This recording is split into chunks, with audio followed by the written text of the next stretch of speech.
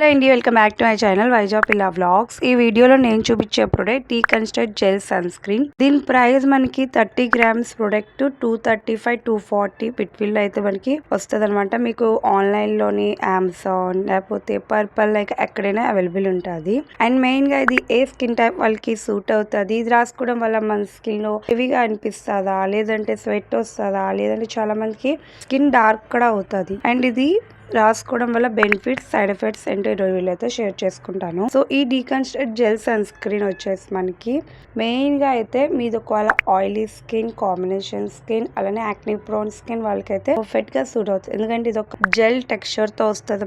మన స్కిన్ ఏమంటే మంచిగా అయితే స్కిన్ లో క్విక్ గా ఇది అబ్జర్వ్ అయిపోద్ది. క్రీమ్ అనేది అసలు మీకు హెవీగా అనిపించదు, చాలా లైట్ వెయిట్ గా అనిపిస్తుంది. అండ్ ఇది మనకి ఫినిషింగ్ కూడా మ్యాట్ ఫినిషింగ్ ఇస్తుంది. సో మీకు ఎలాంటి డ్యూయి ఫినిష్ లేదంటే గ్లోగా అలా ఏం అనిపించదు, మంచిగా మీకు మ్యాట్ ఫినిషింగ్ ఉంటది కాబట్టి సో స్కిన్ లో క్విక్ గా అబ్జర్వ్ అయిపోద్ది. అండ్ ఇది మెయిన్ గా అయితే ఆయిలీ స్కిన్ వాళ్ళకి పర్ఫెక్ట్ అనమాట.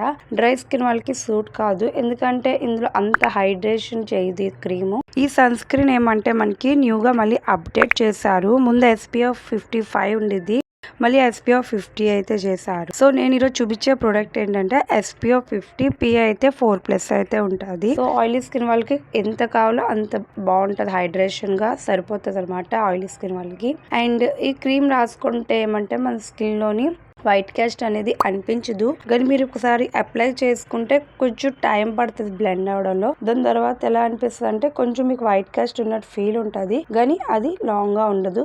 రాసుకున్న ఒక 5 minutes లో అబ్జర్వ్ అయిపోతుంది. చాలా లైట్ వెయిట్ గా ఉంటుంది, అస్సలు గ్రీజీగా లేకపోతే హెవీ సో ఆయిలీ స్కిన్ వాళ్ళు హ్యాపీగా అయితే యూజ్ చేయొచ్చు. సమ్ టైమ్స్ ఏమంటే కొంచెం మనకి పీలింగ్ అయినట్టు అనిపిస్తుంది, అందరికి ఆ ఫీలింగ్ ఉండదు, కొంతమందికి అనిపిస్తుంది రాసుకునే తర్వాత, కానీ అది కూడా పోతుంది సెకండ్స్ లో, ఎక్కువ సేపు ఏమి అనిపించదు. అండ్ ఇంకోటి ఏంటంటే ఇది రాసుకునే తర్వాత ఒకవేళ మీకు స్వెట్టింగ్ బాగా అవుతే ఇది పోతుంది. సో మళ్ళీ రీఅప్లై అయితే చేయాలి, ఎందుకంటే ఇది వాటర్ రెసిస్టెంట్ కాదు. సో మీరు రీఅప్లై 2 hours కి 3 hours కి అయితే చేయాలి. ఒకవేళ మీకు బాగా స్వెట్ అవుతుందంటే మీరు మళ్ళీ అప్లై చేయాలి. ఆర్ మీరు స్విమ్మింగ్ చేసినా ఎక్కడికైనా అవుట్డోర్స్ లో ఎక్కువ ఉంటే కంపల్సరీగా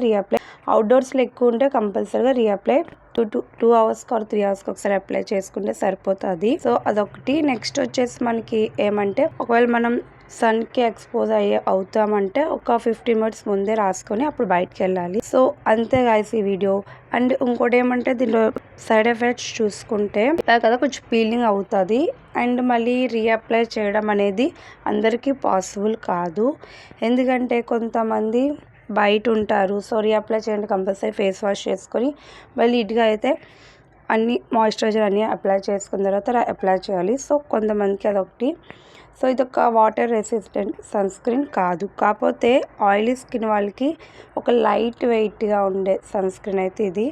స్కిన్లో అయితే క్విక్గా అబ్జర్వ్ అయిపోద్ది, ఎలాంటి వైట్ కాస్ట్ లేదు. అండ్ ఇది ఏమంటే మనకి న్యూ జెన్ ఫిల్టర్స్ ఇందులో యాడ్ అయ్యాయి, ఓల్డ్ ఇది కాకుండా న్యూగా. సో అవేమంటే ఇప్పుడున్న సన్ నుంచి మనకి బాగా ప్రొటెక్ట్ చేస్తుంది. సో అంతే. నా వీడియో నచ్చితే ఒక లైక్ చేయండి, కమెంట్ చేయండి. మళ్ళీ కలుపుతుంది. Thank you for watching.